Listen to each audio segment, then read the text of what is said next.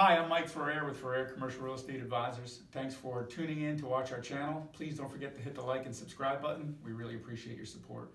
So recently, Liz Segrist, a tremendous local journalist with the Business Journal, wrote a terrific article summarizing the past year and what's in store for our South Carolina State Ports Authority.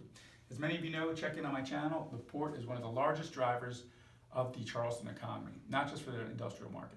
So, what does this mean? Well, 43 new people a day has created more demand, as seen by the fact that the port is up 4% year over year and 11% month over month over the previous December.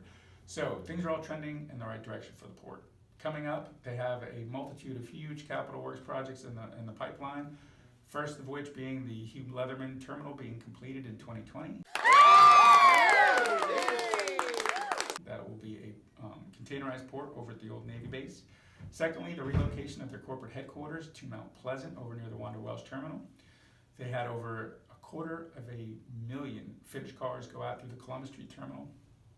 And last but not least, dredging. Did I say that one already? Because if I did, I hope we can edit this out. Anyway,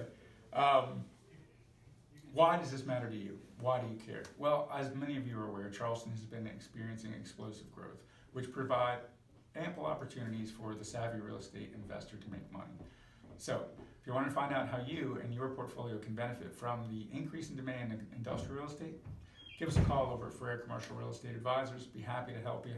Look forward to speaking with you soon. And then, once again, thanks for liking and subscribing. Have a great day.